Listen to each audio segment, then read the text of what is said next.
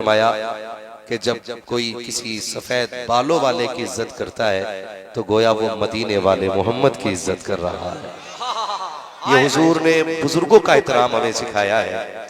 और ये भी फरमाया गया कि जब बंदे के बाल सफेद हो जाते हैं तो खुदा खुद उस बंदे से हया फरमाया करता है, हया फरमाया करता है। मैं खैर उन लोगों से क्या बात कहनी है कि उम्र 60 की आ गई है लेकिन अभी भी दाढ़ी रखने की तौफीक नहीं, बाल सारे सफेद हो गए फिर भी खड़े होकर साफ करते हैं। मैं कहता हूं अगर आखिरी वक्त का एहसास हो जाए तो चेहरों पे दाढ़ी के खूबसूरत बाल सजा लिया करो, इसलिए कि ये सिर्फ चेहरे की जीनत नहीं, ये कब्र की वहशत में हिफाजत का जरिया बना करती है।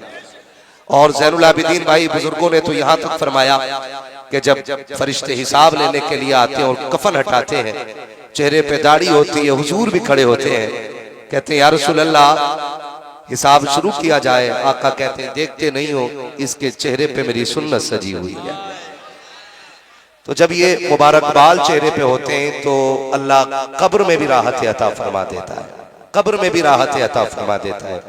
मैं सभी से कहूंगा चेहरों के बालों की हिफाजत की जाए और ये बाबरकत चीजें होती है, करेंगे ना इंशाअल्लाह। बात मैंने बूढ़ों से कही लेकिन अगर जवानी में बंदा दाढ़ी रख ले, बुजुर्गों ने फरमाया दुआ कबूल ना हो तो बंदा दाढ़ी हाथ में पकड़े और कहे मालिक तुझे तेरे महबूब की सुन्नत का वास्ता है मेरे उठे हाथों की लाज रख ले। फरमाया गया हाथ नीचे बाद में आते हैं, खुदा अर्शों से तकदीर का पहले फैसला फरमा देता है। तो कम से कम इतनी तब्दीली आ जानी चाहिए। ज़ैनुल आबिदीन भाई ने जो लहू में गर्मी पैदा की है ना, उसका असर इतना हो जाए कि सुबह अगर कोई कहे कि रात भर में क्या किया था, कहना कि एक दीवाना आया था कानपुर से, उसके अंदाज और उसकी सनाखानी को हमने देखा, इतने बदल गए हैं कि जलसे से पहले गाने गाते थे, जब से जलसे से आए हैं नबी की नात के तराने गुनगुनाने लग गए। इतनी तब्दीली तो कम से कम आ जानी चाहिए, आएगी ना इंशाअल्लाह, वादा करते हैं इंशाअल्लाह। और याद रखिएगा शाबान भाई बैठे हैं, मैंने 2 दिन पहले भी शायद ये बात कही थी इन्हीं की मौजूदगी में कि मुझे लिए जरूरी नहीं है बंदे 40,000 हो तब तकरीर में दिल लगे। मैं कहता हूँ 4 होने चाहिए हुजूर के सच्चे वफादार होने चाहिए। हाँ जी, खैरियत है बेटे? माशाअल्लाह। ठंड लग रही कि नहीं? नहीं लग रही? हाँ खड़ा होना बेटा, खड़ो जल्दी से, ये काली टोपी वाली खड़ो जल्दी। ठंड लग रही नहीं ना? अब बैठो। आपने देख लिया, अब अंदाजा लगाइए दुनिया यही आके तो चक्कर काट जाती है कि हर किसी से अक्ल वाले इश्क करते हैं और मेरा नबी वो है जिससे जो इश्क करने लग जाए वही अक्ल वाला हो जाता है, वही अक्ल वाला हो जाता है। ये कम उम्र बच्चे जिन्हें अभी सही से रिश्तेदारों के नाम याद नहीं होंगे, ये हुजूर की महफिल में बैठे हुए और बजे कितने हैं? कितने बज रहे? मेरी घड़ी में 1 बजने को है, मेरे मुंह पे तो 1 नहीं बज रहा है। हाँ कितने बजने को है?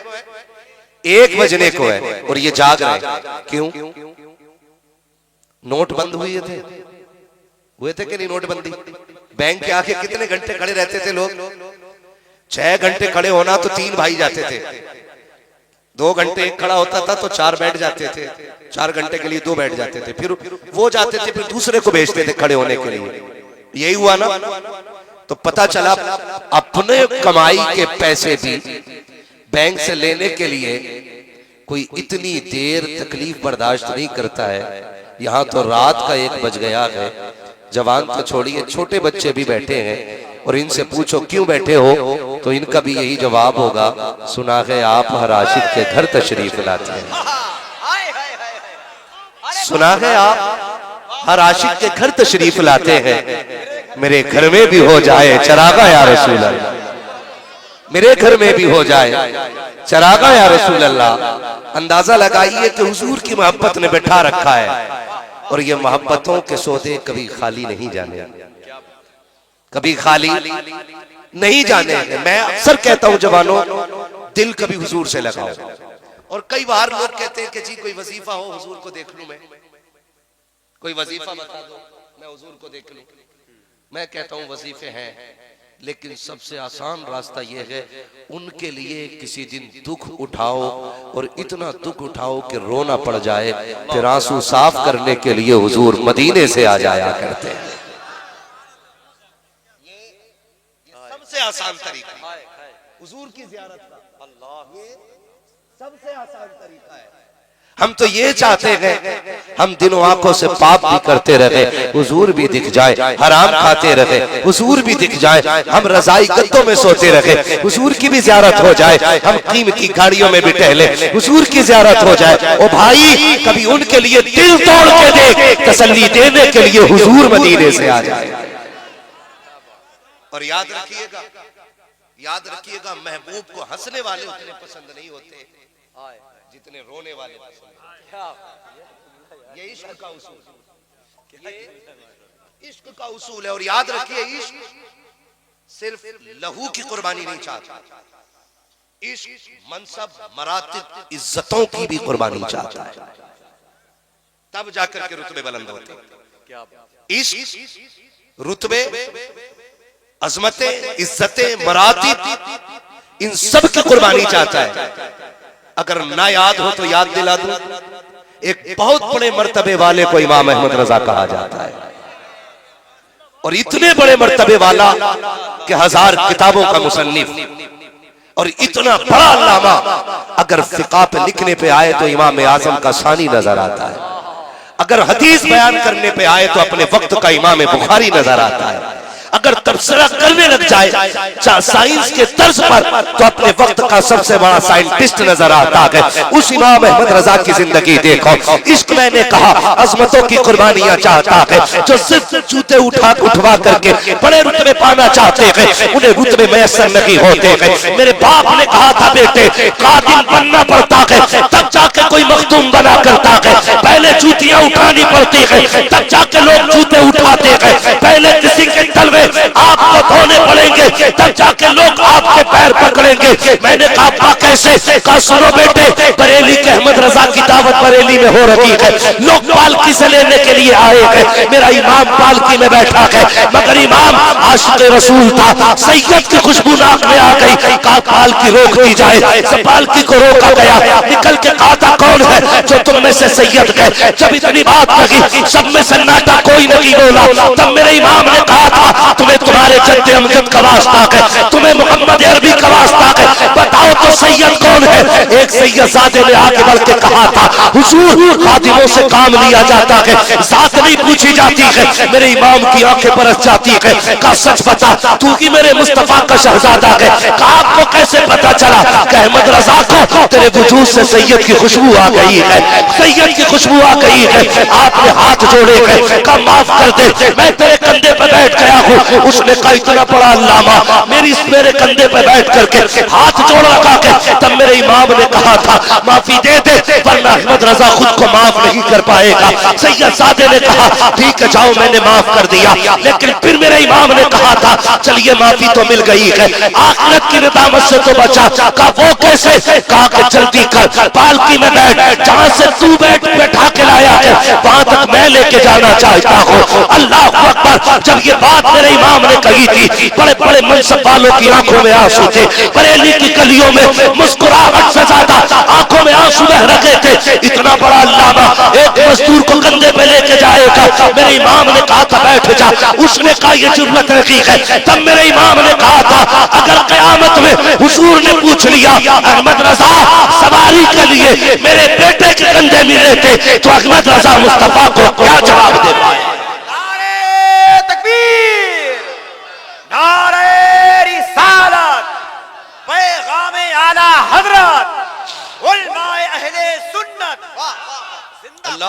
फिर बैठाया वक्त का अल्लामा पगड़ी पैरों में रख के पड़ा, पैरों में अपनी पगड़ी रख दी। हम तो कहते हैं अच्छा जूते में ठोकर लग गई हमारे, तुझे दिखता नहीं हम कौन है। इमाम तेरी अजमतों को सलाम। आला हज़रत को लोगों ने पढ़ा नहीं, गैरों से सुना तुमने, गैरों से कहा तुमने, कुछ हमसे कहा होता, कुछ हमसे सुना होता। सच बात बताऊं, आला हज़रत का तारुफ जब भी कराया गया ना, यही कह के किल के रजा है खंजर आधा से कह दो खैर मनाए न शर करे, ऐसे तो तारुफ हो रहा है। हाँ, जबकि इमाम अहमद रजा है कौन? इस सदी के सबसे बड़े सूफी को इमाम अहमद रजा कहा जाता है। इस सदी के सबसे बड़े मुनकसिरुल मिजाज आलिम को इमाम अहमद रजा कहा जाता है।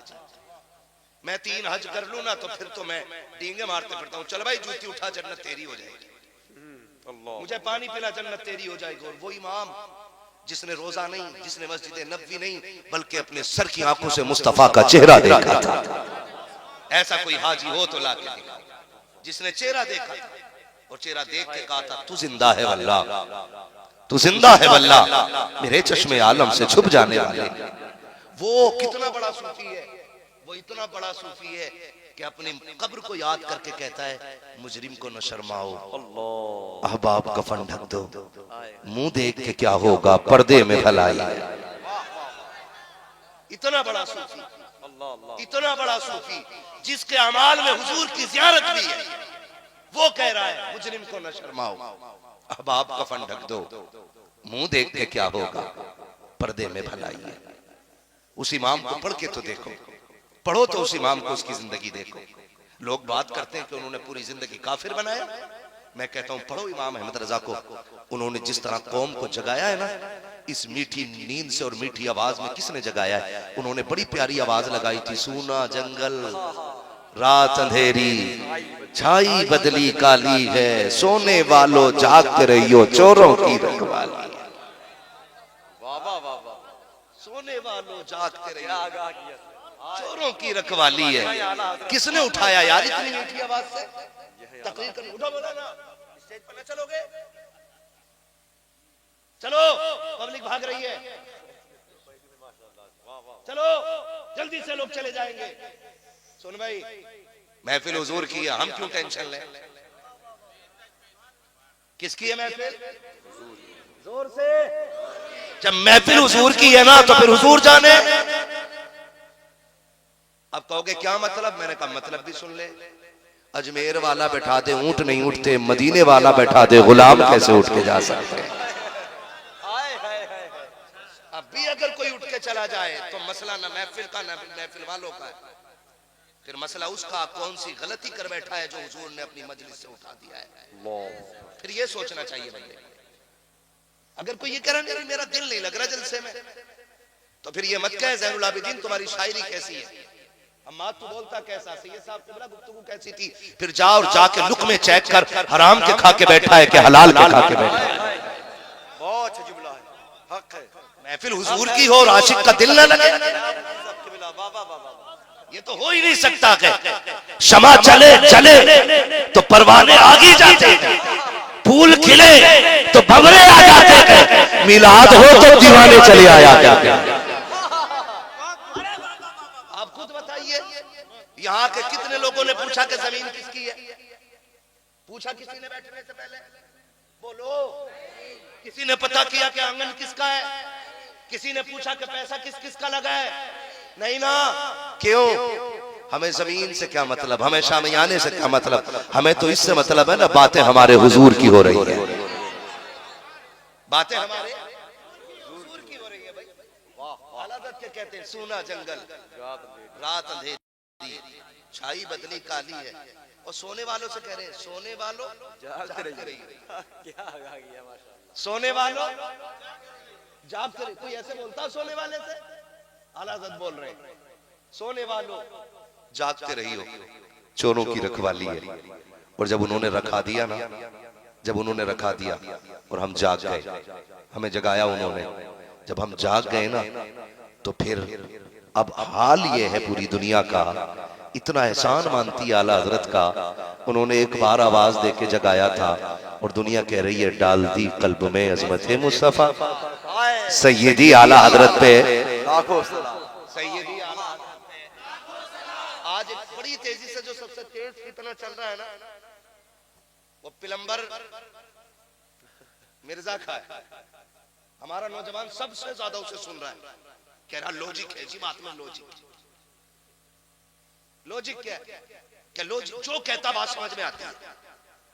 मैंने कहा सुन, ईमान लॉजिक को तस्लीम करने का नाम नहीं है। ईमान अक्ल को हुजूर के कदमों में कुर्बान करने का नाम है। ये याद रखिए, अगर लॉजिक पे अमल होता ना तो उमर ना होते। अगर लॉजिक तलाश करते तो अबू बकर नहीं होते। लॉजिक लिए बैठा था अबू जहल। मैं कैसे मान लूं कि एक रात में कोई अर्शों पे गया और आ गया? ये लॉजिक। समझ रहे सारे लोग? बहुत गौर से सुनिएगा, अल्लाह करे हमारा कोई नौजवान किसी प्लम्बर और किसी डॉक्टर के चक्कर में ना पड़े। प्लम्बर टोटी फिट करता है, दीन नहीं फैलाया। हमारा नल खराब होगा तो प्लम्बर को बुलाएंगे, ईमान खराब होगा तो बरेली के अहमद रजा को बुलाया जाएगा। लॉजिक बता रहा हूं। वो जो बात करता है ना, लोग कहते हैं कि लॉजिक क्या, उसकी गुफ्तगू में लॉजिक है, कनेक्टिविटी है। जो बात कहता समझ में आती है कि पानी गिरेगा तो कपड़े भिगो दे, ये लॉजिक है। धूप निकलेगी उजाला होगा, ये लॉजिक है। मैंने कहा यही लॉजिक अबू जहल लेके आया था। उसने कहा था, अबू बकर कहा क्या कि तुम अपने यार से सच्ची दोस्ती का दावा करते हो, तुमने आज तक हमारी नहीं मानी। लो आज एक बात बताओ। कहा क्या तुम इस बात की तस्दीक करोगे? अगर कोई बंदा ये कहे कि मैं एक लम्हे में आसमानों के ऊपर गया हूँ, मैंने जन्नत भी देखी, दोज़ख भी देखी है, मैं जन्नत की भी सैर करके आया हूँ, दोज़ख की भी सैर करके आया हूँ, और आप कहता है ये सब कुछ देख के आया हूँ एक लम्हे के अंदर क्या ये कहने वाला सच्चा हो सकता है? सच्चा हो सकता है? हजरत अबू बकर सिद्दीक ने कहा नहीं। कहा कोई भी नहीं। जब इतनी बात कही है, अबू बकर ने अबू जहल ने कहा लगाया और कहा था, लो अब बताओ ये जो बात कह रहा है तुम्हारा नबी कह रहा है, जिसे तुम दोस्त कहते हो, उसने कही है। तब अबू बकर ने मुस्कुरा के कहा, अगर उसने कहा है तो सच ही कहा है। अगर उसने कहा है तो सच ही कहा है। अबू जहल करेगा, लो अभी तो कह रहे थे कोई नहीं कह हो सकता जा सकता। फरमाने लगे, मेरा यार कोई में तो नहीं आता ना। क्या बात, वो मेरा यार कोई में तो नहीं आता ना। अगर वो कहते हैं तो सच कहते हैं। लॉजिक लेके बैठा था अबू जहल और इश्क लेके आए थे अबू बकर। लॉजिक ने अबू जहल बना दिया, इश्क ने अबू बकर बना दिया। लॉजिक ने अबू जहल बनाया, इश्क ने उमर बनाया, इश्क ने उस्मान बनाया, इश्क ने हैदर कर्रार बनाया, इश्क ने हैदर कर्रार बनाया। ये इश्क ही तो था जो 72 जाने लेके करबला आया था। ये इश्क ही तो था, वरना लाओ ना लॉजिक की बात हो तो ये अगर होता करबला में प्लम्बर या इसका बाप, ये कहता सुनो हम जूते उठा रहे हैं, अल्लाह और इश्क क्या था? हुसैन 6 माह की कमाई लेके खेमे से निकला। इसे इश्क कहते हैं, इसे इश्क कहते हैं। 6 माह की कमाई ली है, नाना की चादर डाल दी है। देख के अमीर बिन साद ने कहा, लो हुसैन आ रहे हैं अब कुरान लेके।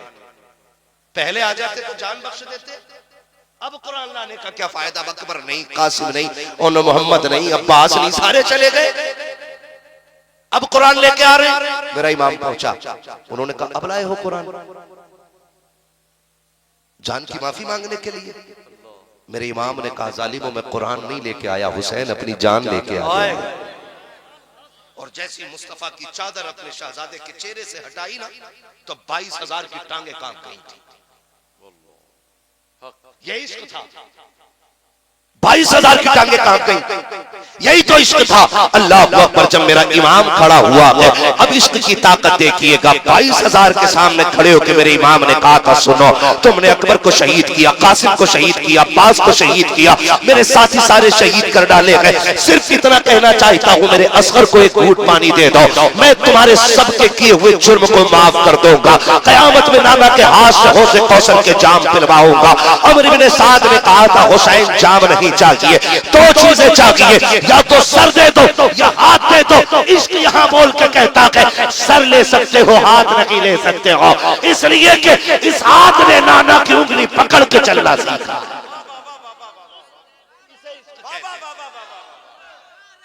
सब जवाब दे माशाअल्लाह, या रसूल अल्लाह, या रसूल अल्लाह। इसे इश्क कहते हैं। जिंदाबाद। लॉजिक नहीं था, यहाँ इश्क था। और इश्क की आखिरी हद देखें आप। अमर इब्ने साद ने कहा उर्मिला से मार तीर, तेरा निशाना अच्छा है, आखिरी फूल भी गोद का उजाड़ दे। उसने बड़ी जल्दी कमान में तीर चढ़ाया और निशाना लगाया, हाथ कांपे, तीर गिर गया। 2 मरतबा तीर गिरा। अमर इब्ने साद ने कहा क्या हो गया, तेरी जवानी को जंग लग गया? बड़े बड़े पहलवान मारे तूने, एक बच्चे पे निशाना नहीं लगा पा रहा। उसने बड़ी बात कही, उसने कहा बच्चा छोटा है लेकिन कद बहुत बड़ा है।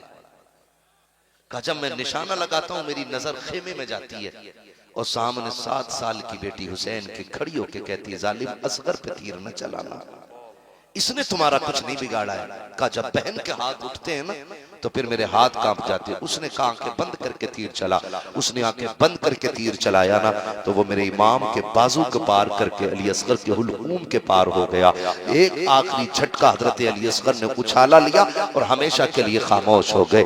मेरे इमाम ने शहजादे के जिस्म को जमीन पे रखा, रुख किया मदीने की तरफ। इसे इश्क कहते हैं, रुख किया मदीने की तरफ और यूं दामन छाड़ के बोले नाना आपने तो एक दिया था हुसैन के लिए, हुसैन सारे लुटा के जा रहा है आपकी उम्मत के। अल्लाह अल्लाह अल्लाह अल्लाह। अरे अल्लाह सलामत रखे। वाह वाह वाह। हाय हाय हाय। अल्लाह अल्लाह। वाह अल्लाह वाह। तवज्जो है सारे लोगों की। तो हम दीन इंजीनियर से नहीं, डॉक्टर से नहीं, आलिम से सीखेंगे। किससे सीखेंगे? आलिम से सीखेंगे। हमारे मसाइल हैं, हम हजरत के पास आएंगे मदरसे में, 2 जानू बैठेंगे, हुजूर ये बताएं वुजू में फर्ज कितने, गुस्ल में फर्ज कितने, हुजूर से इश्क कैसे करना चाहिए, हुजूर से मोहब्बत के तकाजे क्या हैं, हुजूर खाते कैसे थे, हुजूर पीते कैसे थे, उनका किरदार कैसा था, उनका रवैया कैसा था अपने गुलामों के साथ। फिर जब बताया जाएगा ना तो फिर जो नस्ल तैयार होगी ना वो हुजूर की वफादार नस्ल तैयार होगी। ये 2 कमियां, एक तो ये रफ़े यदैन करने लगे इंजीनियर के मानने वाले है, नमाज में खेल करने लगे। और एक और भी ये मसला बता दूं, जो लोग 4 साल 5 साल सऊदी रह के आ जाते हैं वो यहाँ टांगे फैला के खड़े हो रहे, कह रहे दीन अब तो दीन तो अब समझ में आया, मक्के में जाके सुन रहे मेरी बात। एक दिन मेरे हुजूर ने रुख किया था हिंदुस्तान की तरफ और मुस्कुराए थे ठंडी सांस लेके। साहबा ने कहा हुजूर क्यों मुस्कुराए? फरमाया मुझे हिंदुस्तान से वफा की खुशबू आ रही है। यही मुल्क है ना जिससे मेरे नबी ने वफा की खुशबू महसूस की थी। और हिंदुस्तान के सुन्नियों में तुम्हारी किस्मत को सलाम करता हूं। शरीयत में जो एहतमाम हिंदुस्तान में किया जाता है ना वो किसी मुल्क में नहीं किया जाता है। शरीयत पे अमल का एहतमाम जो हिंदुस्तान में किया जाता है वो आज किसी मुल्क में नहीं किया जाता। किसी मुल्क में, सऊदी अरबिया में आप चले जाइए, आप देखें नेकर पहन कर नमाज पढ़ने आ गए, नंगे सर नमाज पढ़ रहे, जूते पहन के नमाज पढ़ रहे। लेकिन जब हमारे हिंदुस्तान में अगर 7 साल का बच्चा नमाज के लिए निकले सबसे पहले माँ टोपी उड़ाती है, बेटे अल्लाह के घर नंगे सर नहीं जाया करते। बच्चा अगर हाफ आस्तीन की बनियान पहना हो कहता अम्मी मुझे फुल शर्ट पहना दो, फुल कुर्ता पहना दो, मेरी कोनी खुल रही है, मेरा गला खुल रहा है। अल्लाह अकबर, ये हिंदुस्तान की माओ की तरबियत है। जब बच्चे मदरसे आया करते हैं, जब मस्जिद में इबादत के लिए 7 साल के बच्चे को आते देखो, खुदा की कसम उसकी नजरों में हया दिखाई देती है, उसके वजूद से किरदार पैगंबर की झलकियां दिखाई देती है। और जब वो चलता हुआ मस्जिद की तरफ जाता है, जुमे के दिन कभी खड़े होकर के देखिएगा हर घर से नाली में पानी गिरता है, हर घर से वुजू करता है, कोई गुस्ल कर रहा है, पानी बह रहा है। हमारी कौम का 7 साल का बच्चा जब चलता है तो सिमट के चल रहा है, इधर पानी गिरा खुद को इधर हटा लिया, इधर गिरा खुद को इधर हटा लिया। पूछ तो सही 7 साल के बच्चे से इतना सिमट के क्यों चल रहा है? वो भी कहता है तुझे पता नहीं है मैं अल्लाह के घर में इबादत करने जा रहा हूँ, कहीं ऐसा ना हो कोई नापाक पानी का छींटा मेरे कपड़ों पे आ जाए। मुझे मस्जिद में जाने के लिए सिर्फ दिल पाक करना जरूरी नहीं, मुझे दिल भी पाक करना है, बदन भी पाक करना है और बदन पे पहना हुआ कपड़ा भी पाक लेके जाना। अरे बाबा बाबा, अरे जिंदाबाद। ये हमारे हिंदुस्तान की तरबियत है। और रह गई वो हक है। वो टांगे फैलाने वाले का मसला क्या बात है, क्या बात है। और रफ़े यदैन का मसला। आगे फैलाने वाले। हुजूर का बेटा बैठा हुआ है, बहुत अच्छी करते हैं। मुझसे ज्यादा दीन ये समझेंगे क्योंकि हमने दीन इनके घर से सीखा है। पूछो इन उलमा से, रफ़े यदैन को हुजूर ने हुक्म क्यों दिया? बगलों में बुत छुपा के लाते थे मुनाफिक, फरमाया फिर रफ़े यदैन करो, उठाओ देखें कहां तक रोकोगे बगलों में। फटाफट गिर गए। क्या बात है। हाँ, जब बगलों की पाबंदी लगाई ना, ये इनमें छुपा छुपा के लाते थे, छोटे छोटे बना के। उनका तो मसला ही आता था, खुद ही बनाते थे, भूख लगती थी खुद ही खा जाते थे खुदाओं को अपने। मसला ही ऐसा था। तवज्जो है ना सारे लोगों को? हुजूर ने कहा कि रफ़े यदैन करो, फिर रफ़े यदैन करने लगे। हुजूर ने फिर बंद करा दिया, फिर बंद हो गया। ठीक है जी। फिर वो टांगों के बीच में दुबका के लाने लगे। हुजूर ने फरमाया टांगे खोल के खड़े हुआ, ताकि जो टांगों के बीच में बुत रखे ये भी गिर जाए। फिर जब वो रस्म भी खत्म हो गई, फिर वो टांगे जो खोली गई थी एक वजह से, जब इल्लत खत्म तो मालूम खुद ब खुद खत्म हो जाता है। ठीक है जी, फिर वो भी खत्म हो गया। अब भी अगर कोई टांगे खोल के खड़ा हो तो पूछ लेना, बुत लेके आते थे तेरे अब्बा टांगों में क्या? रफ़े यदैन कर रहा है बार-बार, पकड़ के पूछ लियो मसला ठीक है, आप बगल में समझ रहे मेरी बात? तो हमें इन सब से बचना। कह रहा दीन तो मैंने मक्के में सीखा, दीन तो मैंने, अरे वहां देखो सारे मुसलमान ऐसे नमाज पढ़ रहे हैं, उन जैसा मुसलमान कहां? सुने, फिर दलील क्या देते हैं? अगर वो सच्चे ना होते तो काबे की चाबी उन पे क्यों होती? ये बात करते हैं, अगर वो सच्चे ना होते तो काबे की चाबी उन पे क्यों होती? तो हुजूर से पहले तो बुत ही रखे हुए थे काबे में। क्या बात है। बोलो ना, बताइए। तो ये कोई दलील नहीं आप। बहरहाल हमें इन सारे फितनों से बचना है, हमें इन सारे फितनों से बचना है और रुख बरेली की तरफ करके कहना है मैं मुजरिम हूं आका, मुझे साथ ले लो कि रस्ते में है जा बजा था। अपने अकीदों की हिफाजत कर, अपने अकीदों की बात। सारे बरेली वाले बैठे यहाँ पे, है सुले कुल्ली है कोई हो भी है तो बैठा रहे। हमारा तो अकीदा है जलसा खत्म होते होते अगर अंदर बाहर पूरा पॉलिश ना हो जाए तो बात है। क्या बात है। हमारे पास चोरी का माल नहीं, इमाम अहमद रजा की तिजोरी का माल है जी भाई। कोई भी बैठे बड़े इमाम अहमद रजा को बहुत गौर से सुनिएगा, यही सरकार आला हजरत है। इल्म इंसान को इनकिसारी सिखाता है, आजिज़ी सिखाता है। कितनी बड़ा अल्लामा क्यों ना हो जाए और घमंड है ना, तो वो अल्लाह का नेक बंदा नहीं, इब्लीस का चेला तो हो सकता है। क्या बात ये याद रखिए, इस सदी के सबसे बड़े अल्लामा को इमाम अहमद रजा कहा जाता है। बैठे हुए उम्र के आखिरी अय्याम, आखिरी अय्याम उम्र के, बहुत गौर से सुनिएगा एक एक बंदा, आखिरी अय्याम उम्र के। एक छोटा सा बच्चा आया आके कहने लगा बड़े मौलाना साहब, आज कह दियो जरा किसी मुकर्रिर को बड़े मौलाना साहब, अगर तुमने कह दी बड़े मौलाना तकरीर करने आ रहे हैं, चल तुझे निजामत नहीं आती है। हमें हजरत नहीं कहा, हमें शाह नहीं कहा, हमें अल्लामतुल दहर नहीं कहा, हम तो वो हैं जो समंदरों में आग लगा देते हैं। अल्लाह जी आपने आग लगाने के अलावा यही क्या है? क्या बात है माशाअल्लाह। अरे बाबा बाबा, इसी चीज ने तो बेड़ा गर्क कर दिया कि समंदरों में आग लगाई है। अरे काश हमने लगी हुई आगे बुझाई होती, हाय हाय, काश हमने जलती हुई आग बुझाई होती, है ना, तो लड़ जाते। लेकिन इमाम अहमद रजा 1000 किताबों के मुसन्निफ और इतना बड़ा अल्लामा, इतना बड़ा अल्लामा कि अरबो अजम सारे आलिम जिसके कदमों में बैठा करते, इतना बड़ा अल्लामा। और एक छोटा सा बच्चा आके कह रहा बड़े मौलवी साहब, आपने फरमाया जी, फरमाया दावत है आपकी हमारे यहाँ। छोटा बच्चा था, दावत है, आपने फरमाया कोई बड़ा नहीं है तेरे घर में? इतना सुना ना, उसने कहा जी नहीं। कहा कहां तेरे घर वाले? उसने कहा मैं यतीम हूं और माँ का इकलौता हूं। जैसी लफ्ज यतीम आया ना, मेरे इमाम की गर्दन झुक गई। फरमाया जा तेरी दावत कबूल है, जा तेरी दावत कबूल है। आज जी हम पहले कह देते जिस जगह कयाम होना, गद्दे अच्छी कंपनी के हो, एसी लगी हो, पंखा अच्छा हो, और जरा सा एक मच्छर काट ले तो हम पूरे घर को काटने दौड़ते हैं। और मेरा इमाम कह रहा है कोई है नहीं बड़ा। उसने कहा जी यतीम हूं। इतना सुना मेरे इमाम की नजरें झुक गईं। फरमाया बेटे जा तेरी दावत कबूल है। आपने फरमाया मुस्कुरा के, बच्चा था ना, क्या खिलाओगे बेटे? तो बच्चे की गोद में ना चने का साग था। साग होता है ना चने का हरा। उसने दामन खोला, कहा यही बनेगा और बेसन की रोटी रहेगी। साग बनेगा और बेसन की रोटी रहेगी। आपने फरमाया मंजूर है। अब बच्चा जाने लगा ना, उसने कहा खुद आ जाओगे कि बुलाना आने पड़ेगा? बच्चा कह रहा, बच्चा तो बच्चा था और अकीदा सब रखते थे मेरे इमाम से। उसने कहा खुद आ जाओगे कि बुलाने आना पड़ेगा? मेरा इमाम कहता बेटे तू आने की जहमत न करना, रजा खुद चल के आ जाएगा।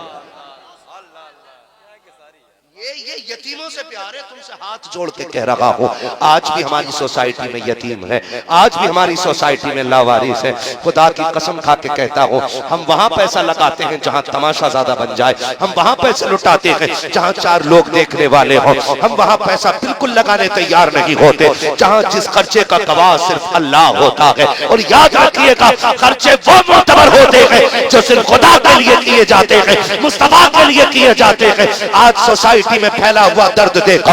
हम हाजी भी है, नमाजी भी है, मेरे अमाल में 6-6 उम्रे भी है, मेरे पास 17-17 टिकट मदीने के हैं, लेकिन क्या मेरे पड़ोस में गरीब नहीं रहता है? क्या मेरे पड़ोस में यतीम नहीं रहता है? मैंने दुनिया देखी है साकिब, मुझसे लोग रो रो के दर्द बयान करते हैं। काश मेरे पास इतना होता कि मैं गरीबों का दर्द बांट पाता। मैं जितना कर पाता हूँ करता हूँ, लेकिन खुदा की कसम फिर भी दर्द नहीं समेटा जाता है। दर्द इतना बिखरा हुआ है। चलो कभी रमजान का चांद निकल के मेरे पास आइएगा, मैं आपको यतीमों गरीबों के दर्द भरे जुमले सुनवाऊंगा। ये बात बता करके मैं किसी के राजों से पर्दे उठाना नहीं चाहता, मैं गुर्बत को रुस्वा नहीं करना चाहता, मैं किसी गरीब को ला करके बीच चौराहे पे जलील करना नहीं चाहता। लेकिन आपसे कहना चाहता हूँ, आपकी ड्यूटी पूरी दुनिया को संवारने की नहीं है, पूरे हिंदुस्तान को संवारने की नहीं है। आप इस बस्ती में रहते हो, सिर्फ इस बस्ती के यतीमों की जिम्मेदारी उठा लो। हर गांव का अमीर अगर अपने बस्ती के यतीमों की जिम्मेदारी उठा ले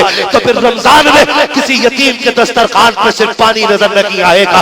लोग वीडियो बना के कोई हरम में बैठ के कहता है दुआ कीजिएगी, आज इफ्तार काबे की छांव में की गई, दुआ कीजिए आज चालियों के आगे बैठ के रोजा खोला गया। जब इस तरह की वीडियोस लोग डालते हैं, खून के आंसू रोना पड़ता है। कभी मार्केट फल लेने चले जाओ तो जाकर के देखिएगा, एक जमात वो होती है जो 1 नंबर के फलों पे हाथ रखती है, दूसरे वो होते हैं जो मीडियम का सौदा करते हैं, और तीसरी जमात वो खड़ी होती है जो यूं बगल में हाथ दबाए खड़े हैं। ये सारे चले जाए तो कुछ ले लिया जाए, ये सारे चले जाए तो कुछ ले लिया जाए। वहां ठेले पे खड़े होकर के देखो, तब तुम्हें गुर्बत का दर्द का एहसास होगा। मैंने देखा है साहिब, जब लोग फल लेके चले जाते हैं तो वो अंगूर जो शाखों से टूट जाते हैं, गरीब डरते डरते कहता है ये किस रेट में लगेगा, ये फेंकी हुई खजूर किस रेट है, ये कटा फिका पपीता क्या रेट दोगे, जो काले किस्म का केला है ये किस रेट दिया जाएगा। अगर तुम्हारी भी कोई दुकान है, हाथ जोड़ के कहता हूँ रमजान आ जाए तो खाली पैसा कमाने के लिए तिजारत मत कीजिएगा, अमीर बनने के लिए तिजारत मत कीजिएगा। पैसे वाला है तुम्हारी मर्जी के जो चाहो रेट लगाओ, अगर गरीब आ जाए किसी चीज पे हाथ रख के हाथ पीछे कर ले और तुम्हें लग जाए कि खरीद नहीं पा रहा है, अपनी जानिब से 100 ग्राम 200 ग्राम 1 किलो थैली में पैक करके कहना चाह ये मेरी तरफ से रमजान का तोहफा अपने बच्चों के लिए लेके चला। नारे तकबीर, नारे रिसालत, सीरते मुस्तफा, अस्मते मुस्तफा, सरकारे मदीना कॉन्फ्रेंस, पैगामे आला हजरत हजरत अल्लामा मुफ्ती हम्माद साहब क़िबला मुरादाबादी, उलमाए अहले सुन्नत। अरे बाबा बाबा बाबा, क्या बात, नाराज हो गए भैया? नहीं ना, तवज्जो है सारे लोगों को? अरे बाबा बाबा है ना, चलो थोड़ा सा आगे, अगर ना थके हो। ये ऐसे जन्नत खरीदी जाती है, जन्नत ऐसे कभी नहीं मिलने वाली है कि एक केला है और 6 लोग खड़े होकर दे रहे हैं। एक कंबल है और बंदा एक भी देने वाला ना, बंदा एक भी है ना देने वाला, तो कंबल झुग्गी से बंदे को बाहर निकाल के कहता बाहर आओ बेटी, बेटी हो या बेटा हो, फिर कंबल उसकी गोद में रख के कहते मुंह उठाओ जरा ऊपर को, सामने कैमरा लगा होता, मुंह उठाओ ऊपर को। डर अल्लाह के अजाब से, अगर खुदा ने इसकी लाइन में तुझे खड़ा कर दिया ना, तब तुझे पता चलेगा इज्जत क्या चीज होती है, इज्जत क्या चीज होती है। और फिर कंबल दे के पूछते कितने महीने से ठंड में हो, कितने बजे ठंड में हो? मतलब खुद तमाशा कर रहे हो किसी की इज्जत का, और फिर उस गरीब से भी नाशुक्री कराना चाहते हो। हाय हाय हाय हाय। बू अली शाह कलंदर की बारगाह में खादिम था, बू अली शाह कलंदर की बारगाह में खादिम, पट्टी लपेटे हुए सर पे, तवज्जो है ना, थके तो नहीं है ना। बू अली शाह कलंदर की बारगाह में खादिम, पट्टी लपेटे हुए, उनसे मिलने के लिए चिराग देहलवी तशरीफ लेकर के गए, ठीक है ना, नसीरुद्दीन चिराग देहलवी तशरीफ लेकर के गए मिलने के लिए। देखा एक खादिम सर पे पट्टी लपेटे हुए घूम रहा है, आपने जाके कहा बू अली शाह कलंदर से यहाँ क्या कर रहे हो बैठ के, उन्होंने कहा कि मैं अल्लाह की मखलूक के दिल सीधे कर रहा हूं। हाय हाय। क्या कर रहा हूं, दिल सीधे कर रहा हूं, क्या मतलब, कहा कि मैं लोगों के जाहिर और बातिन को संवारने की कोशिश कर रहा हूं। तो आपने फरमाया बंद करो, ये काम तुमसे नहीं हो रहा है। किससे कह रहे, बू अली शाह कलंदर से। कौन कह रहे, नसीरुद्दीन चिराग देहलवी, जो मेरे निजामुद्दीन औलिया के खादिम मुरीद है, खलीफा है, वो कह रहे बंद करो ये काम। क्यों, कहा मैंने अभी तुम्हारे एक शागिर्द के सर पे पट्टी बंदी देखी। कहा तो फरमाया तुमसे ये काम नहीं हो रहा है, ये बड़ों बड़ों की बात है, हम नहीं कर सकते ये बात। कहा बुलाओ, उसको बुलाया गया। आपने पूछा बता तेरे सर में दर्द कब से, उसने कहा सुबह से। कहा उम्र कितनी हो गई, कहा 40 साल। कहा आज ही हुआ कि हमेशा रहता है, उसने कहा जी आज ही हुआ है। तो आपने फरमाया सुन, रब ने तुझे 40 साल की जिंदगी सलामती के साथ दी, तूने एक झंडा उसके शुक्रिया का नहीं लगाया, और एक दिन सर में दर्द क्या हो गया, पट्टी बांध के सबको रब की शिकायत करता फिर है। अल्लाह ने मुझे सर में दर्द दे दिया। फरमाया ऐसे लोग कभी अल्लाह वाले नहीं बना करते। अल्लाह अल्लाह अल्लाह दिलों की धड़कनों को जानता है, तमाशा करने की जरूरत नहीं। कब से नहीं मिला कंबल तुम्हें, गरीब की यूं गर्दन, गरीब की नीचे गर्दन, नहीं चाहिए तुम्हारा कंबल, आग लगे तुम्हारे ऐसे कंबलों को, क्या बात, जो किसी की सर्दी दूर कर दें लेकिन किसी की इज्जत का भी जनाजा निकाल दें। नहीं चाहिए ऐसा किसी का कंबल और मदद। खास तमाशा बना दिया गरीबों को। नेकी करनी है, आज अल्लाह माफ करेगा। आज सगे भाई का इंतकाल हो जाए ना, सगे भाई तो मैयत में ना चचा छोटे भतीजे होते गोद में लेके बैठे, यहाँ भतीजा यहाँ भतीजी बैठे, खुद भी रो रहा, उन्हें भी रुला रहा, बार बार कह रहा रो ना मैं तुम्हारा बाप हूं, रो ना मैं तुम्हारा बाप हूं। बच्चे तो बच्चे ना, ये हमारे समाज की कड़वी सच्चाई है। 40वें तक खूब भतीजे सीने से लगाए जाते हैं, यतीम हो गए, यतीम हो गए। क्यों, क्योंकि 40वें तक मेहमान आते हैं, और जैसी 40वां खत्म है ना, तो सगा चचा अगर भतीजा आ जाए घर में और चचा का बेटा कुछ खा रहा हो ना, सगा चचा कहता जा बेटे अंदर जाके खा ले, कहीं इसकी नजर ना पड़ जाए। सगे भतीजे यतीम अगर हो जाते तो सगा चचा उनकी हांडी को देखने तैयार नहीं। क्यों, क्योंकि मुट्ठी बंद करके कुछ देगा तो उससे नुकसान हो जाएगा, कि सिर्फ भतीजा जानेगा और खुदा जानेगा, मेरी तारीफ तो कोई करेगा ही नहीं। इसलिए सगे भतीजों को ठोकर मार दी जाती है। सलाम हो इमाम अहमद रजा तेरी अजमतों को, सिर्फ दावत बरेली में नहीं, नजर मुस्तफा के मक्के में भी लगी हुई है। आला हजरत की नजरों के सामने हुजूर की ये कुर्बानी भी थी ना। मक्के की जमीन, एक यतीम बच्चा है, माँ को होश संभाल के उसने देखा कि बेवा है, और गरीब इतनी है कि बदन पर कई जगह से कपड़े फटे हुए। नौजवानों, ये जो 24 घंटे गेम खेलते हो ना, 18 घंटे 12 घंटे मोबाइलों में लगाते हो, बंद कर दो इन मोबाइलों को। अगर पढ़ सकते हो तो पढ़ो, और नहीं पढ़ सकते हो तो पैसा कमाओ। इतना कमाओ कि तुम बाप के कंधे पे बोझ ना रहो, बल्कि 2-4 कमजोरों का बोझ अपने कंधे पे उठाने के लायक हो जाओ। इतना कमाओ आप पैसा। मैं पैसा कमाने का इनकार नहीं करता, लेकिन याद रखिएगा हराम नहीं कमाना है, कैसा कमाना है? कैसा कमाना है? हलाल कमाना है। ये कोशिश कीजिएगा जब भी कमाएंगे हलाल कमाएंगे। हुजूर का दौर है, इब्तदाई इस्लाम है, मक्के की जमीन है। बच्चा कह रहा है अम्मी ये कपड़े फट गए, बदन दिख रहा है, इस पे पैबंद लगा लो। मुझे गैरत आती जब तुम्हारा बदन देखता हूं। माँ की आंख में आंसू आ गए। उसने कहा लाल जब तू पैदा हुआ तेरा बाप चला गया, यतीम था, मैंने तुझे हर हाल में पाला, मैंने तुझे हर हाल में पाला।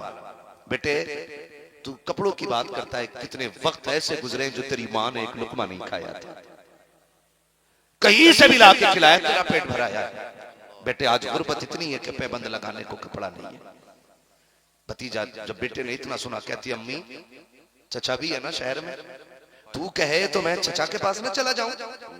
माँ ने कहा बेटे जमीन मक्के की है, यहाँ दिल भी पत्थर के हैं, जमीन भी पत्थर की है, यहाँ कोई किसी का दर्द बांटने वाला नहीं। उसने कहा अम्मी एक बार जाने की इजाजत तो दे दे, हो सकता कि चचा मुझे देखे मेरे चेहरे में उसे अपने भाई का चेहरा दिखाई दे जाए, भतीजा समझ के उसे तरस आ जाए। माँ ने कहा बेटे मैं उसे 7 साल से देख रही हूँ, आज तक एक वक्त का एक लुकमा देने वो नहीं आया है, तेरी माँ को चादर कैसे दे देगा? बच्चा बच्चा था, जिद कर बैठा, माए बच्चों की जिद के आगे टूट जाती है। माँ ने कहा अच्छा तेरी मर्जी है, लेकिन बेटे खैर से जाना खैर से आना है। बच्चा गया दौड़ करके चचा के दरवाजे पे दस्तक दी है, दस्तक दी, चचा बाहर निकला, कहा कौन है? कहा तेरा भतीजा आया हो। कहा किस लिए आया है? बच्चे ने कहा माँ के बदन पे जो कपड़े हैं वो इतने फट चुके हैं कि अब उससे बदन दिखाई देता है, सिर्फ एक चादर का सवाल लेकर के आया हो। चचा एक चादर दे दे जिससे मेरी माँ का बदन छुप सके। चचा ने इतना सुना, भतीजे को धक्का दे करके कहा था निकल यहाँ से, तेरे बाप ने हमारे लिए कमा के नहीं रखा था, तुझे मेरे कंधों का बोझ बना के छोड़ के चला गया है। जैसी इतनी बात सुनी है, यतीम उठा रोते हुए आ रहा है। रास्ते में हुजूर के सहाबी से मुलाकात हो जाती है। कहा क्यों रो रहे हो? कहा कि चचा ने मारा है। जब इतनी बात सुनी है, सहाबी ने मुस्कुराना शुरू किया। बच्चा कहता मेरे गम पे हंस रहे हो? कहा नहीं, हंस इस बात पे रहा हो कि दुनिया टुकरा रही है, मैं तुझे सीने से लगाने वाले का पता बताने लग गया। अरे बाबा बाबा उसका पता बताने लगा बाबा जो गरीबों को सीने से लगाने के लिए। कहा कौन है? कहा नाम मोहम्मद है। कहा कहाँ मिलेंगे? कहा हरम में मिलेंगे। बच्चा माँ का फर्माबरदार था। उसने कहा सुनो वहां भी जाना तो माँ की इजाजत से ही जाना है, वहां भी जाना है तो माँ की इजाजत। हम माँ की इजाजत से घर से निकलते, हम तो चप्पल पहन के गेट तक भाग जाते, पीछे से अम्मा की आवाज आती गुड्डू कहाँ जा रहा है? तो झूठ बोल के कहते अभी आ रहा हूं, जबकि हम 3 बजे 1 बजे 2 बजे रातों को आते, और 1 बजे 2 बजे आए फिर दरवाजा न खुले तो गुस्सा माँ पे उतारते। पता नहीं मैं खड़ा था कितनी देर से, तुझे शर्म नहीं आई? उठा नहीं गया? सुन ये माँ बाप बादशाह होते हैं, पूरी रात भी ये दरवाजा न खोले और तू कुत्ते की तरह गेट पे खड़ा रहे ना, तुझे हक नहीं है उनसे ये पूछने का भी कि दरवाजा क्यों नहीं खोला। माँ बाप होते हैं, तो माँ दरवाजा खोल दे, कुत्ते की तरह भौंकते हैं, उन पे चढ़ जाते हैं। कहाँ थी अब तक? कब से गेट बजा रहा हूँ, पता ही नहीं कब से खड़ा हूँ, नशे में सो रही थी। जबान को लगाम दे, जो तेरे सामने खड़ी है ना ये मिट्टी की मूरत नहीं, ये जन्नत का परवाना खड़ा है। लहजे संभाल के बात कर, और आने पे लेट माँ डांट दे, कहाँ था अब तक? फिर खैरियत नहीं है। कब हो हुकूमत? तू होती कौन है पूछने वाली? मैं कोई बच्चा हूं? मुझे नहीं पता कब आना कब जाना, तुझे मुझसे ज्यादा फिक्र है? तूने दुनिया में देखा ही क्या है? हम दुनिया में घूम रहे हैं, हमसे पूछ। इस तरह से बात करते हो, खुदा का वास्ता दे के कहता हूँ, देखो हाथ जोड़ के कह रहा हूँ, कभी माँ डांटे ना तो जबान ना खोलना, कभी पलट के जवाब ना देना, वरना याद रख जिस दिन ये कब्रिस्तान कफन में लिपट के चली गई ना, तो 3 बजे आना, 2 बजे आना, 1 बजे आना, कोई तुझसे पूछने वाला नहीं होगा, किसी को घर में तेरा इंतजार नहीं होगा।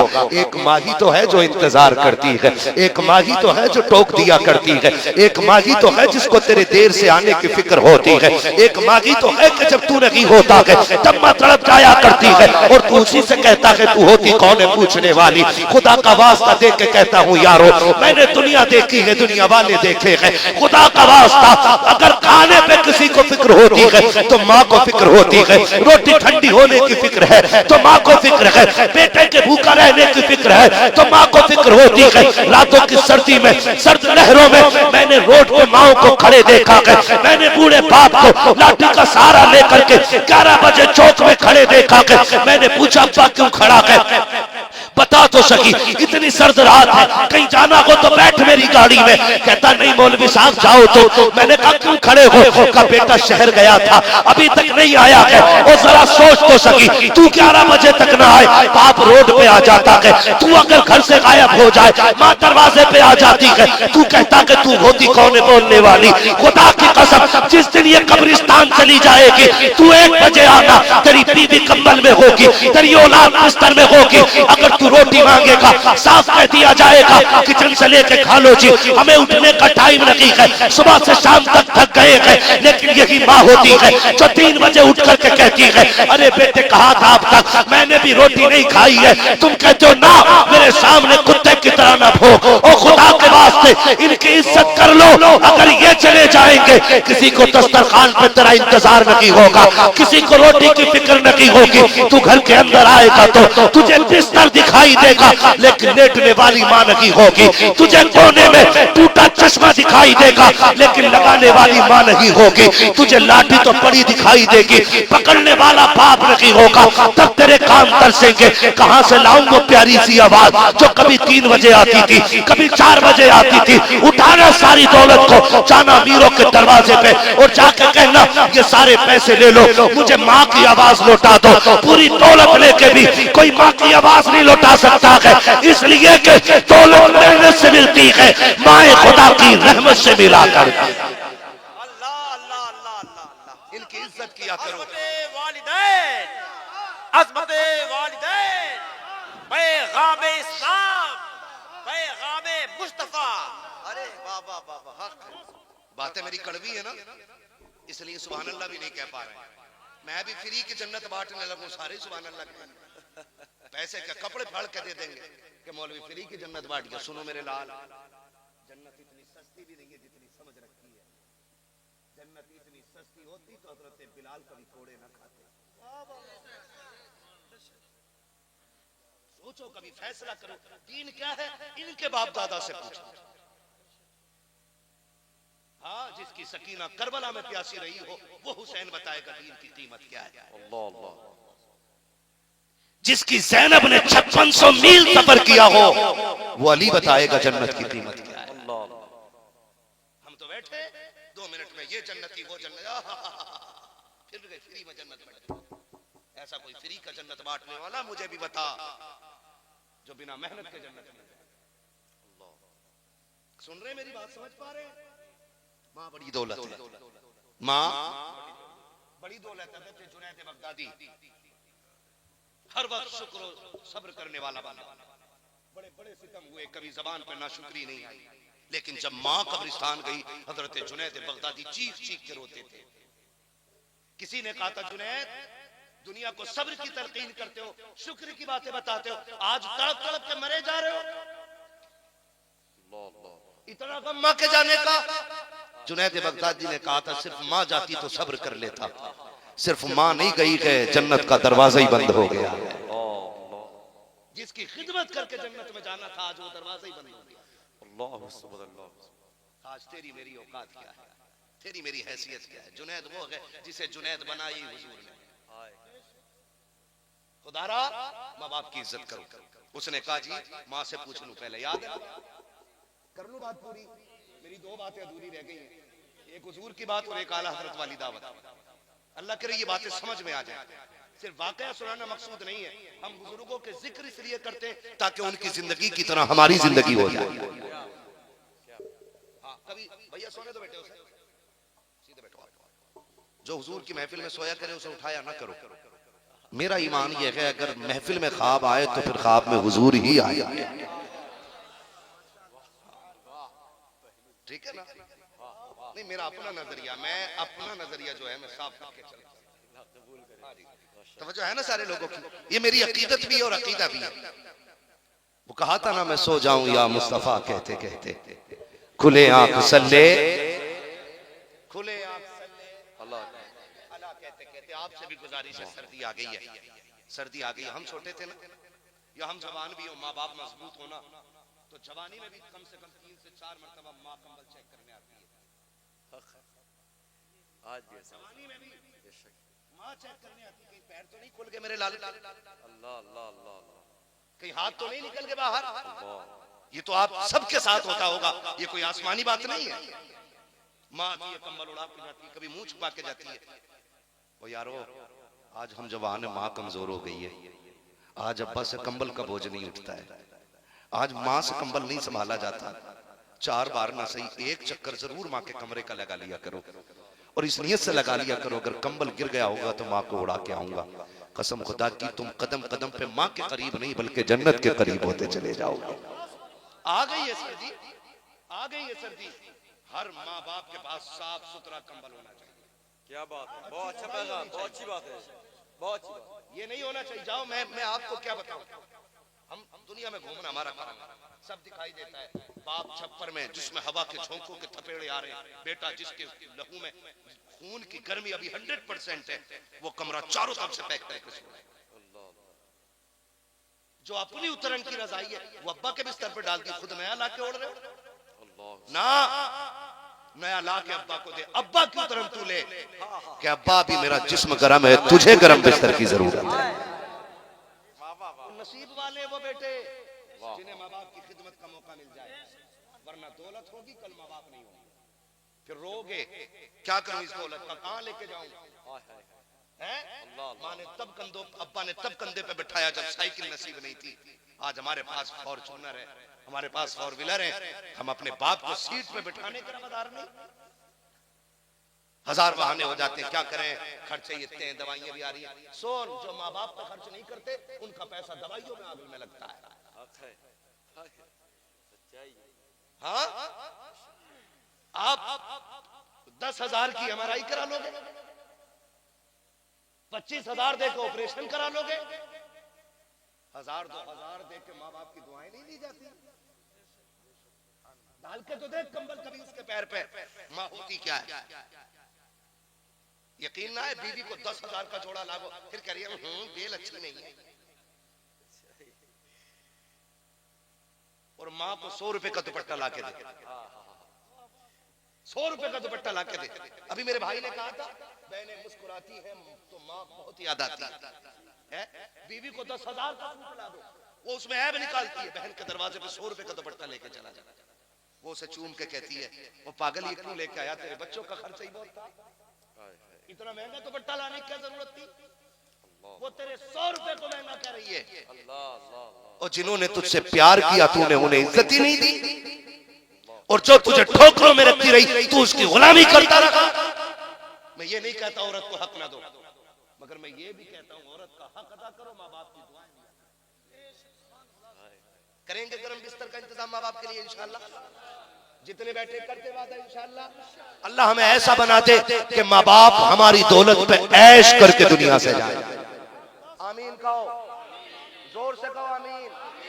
वरना याद रखना, तरक्की में माँ बाप बड़े याद आते। और तेरी मेरी औकात क्या, मेरा नबी दे, मेरा नबी मस्जिद में आए नमाज पढ़ाने के लिए 10,000 से 14,000 से आबाद।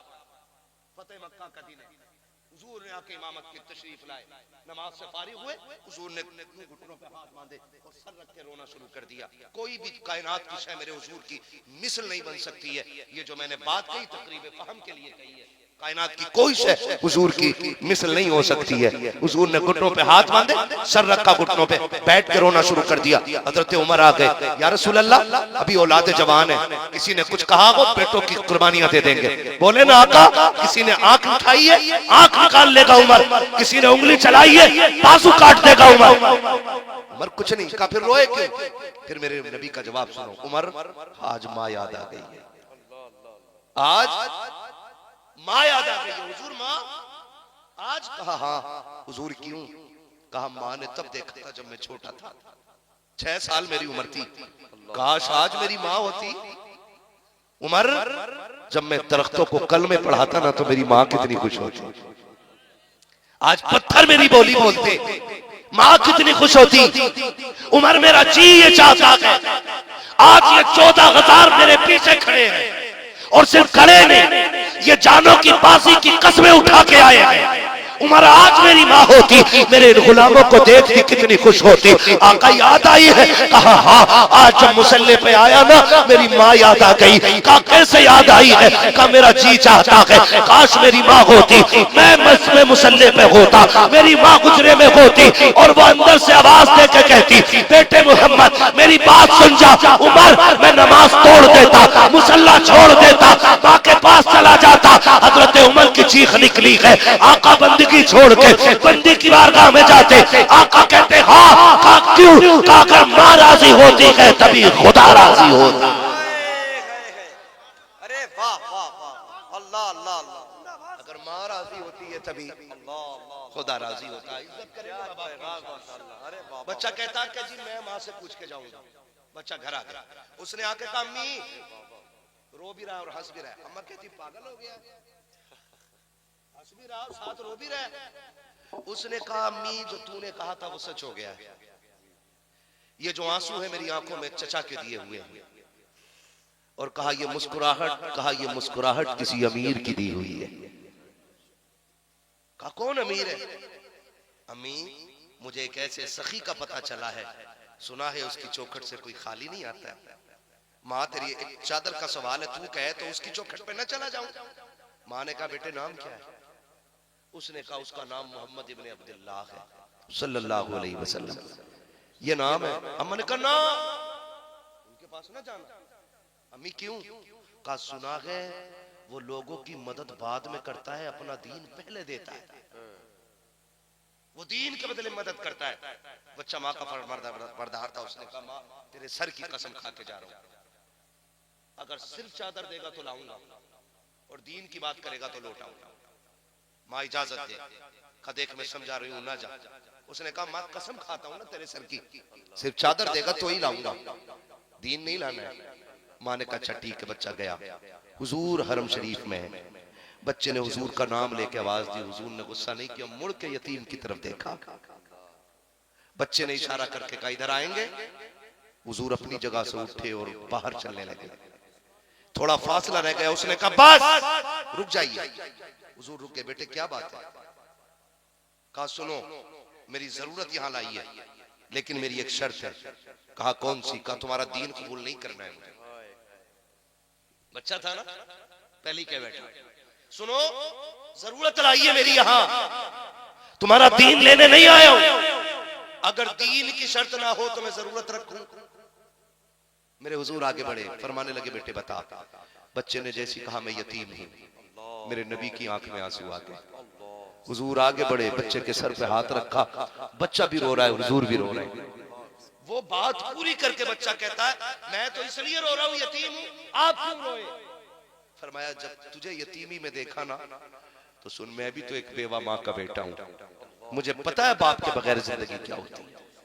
मैं तेरा दर्द सुन के रो दिया, मुझे अपना बचपन याद आ गया। हुजूर बच्चे के साथ रो रहे हैं। हुजूर ने अपनी मुजम्मिल वाली चादर कंधे से उतारी। फरमाया जा तुझे कोई शर्त नहीं है, ले चादर ले जा, माँ को दे दे जाके। अब जो बच्चे ने हुजूर की चादर ली है और सीने से लगाई है, इश्क सीने में उतरना शुरू हो जाता है। इश्क सीने में उतरा, तवज्जो है, इश्क सीने में उतरा। अब जैसी चादर सीने पे लगी है, इश्क कहता यार इन्हीं के कदमों में बैठ गया। जा किधर रहा है? लेकिन अक्ल कहती है माँ इंतजार कर रही होगी। इश्क ने कहा बैठ, अक्ल ने कहा चल।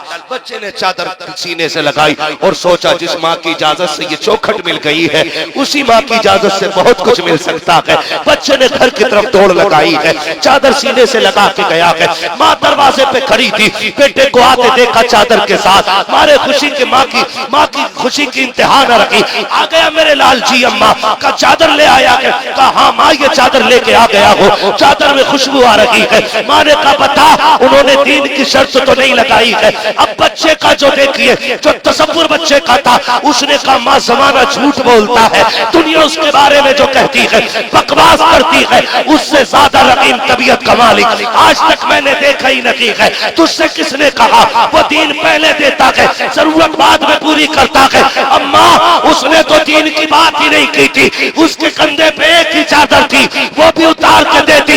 इतना सुना माँ की चीख निकल गई, उसने पकड़ा बेटे को, अरे पागल सिर्फ चादर लाया है। कहा अम्मा और क्या लाता? कहा जिसकी चादर लाया है उसका दीन क्यों नहीं लाया है? अल्लाह अल्लाह अल्लाह अल्लाह अल्लाह लहजे ही बदल गए। कहा जिसका दीन अल्लाह अल्लाह अल्लाह उसकी चादर क्यों नहीं लाया? अम्मा तूने मना किया था ना। कहा पागल ऐसे लोग जमाने में कहाँ मिलते हैं। अम्मी जाऊं मैं? कहा ना, अब तू नहीं, मैं भी तेरे साथ जाऊंगा। अब चादर हुजूर की ली है और फिर वही माँ बेटे आ गए। हुजूर फिर अपनी जगह पे इबादत में मसरूफ है। फिर बच्चे ने आवाज दी, हुजूर ने फिर मुड़ के देखा, फिर उसने इशारा किया है। हुजूर फिर अपनी जगह से उठे हैं, फरमाते और क्या बात है बेटे, कुछ और भी चाहिए क्या? अल्लाह अकबर। खातून की आंख में भी आंसू है, बच्चा भी रो रहा है। उसने कहा जब से होश संभाला है आज तक यतीमी के बोझ से बाहर नहीं निकला था, तेरे कदमों तक क्या आया, यतीमी का ख्वाब ही दिमाग से निकल गया है।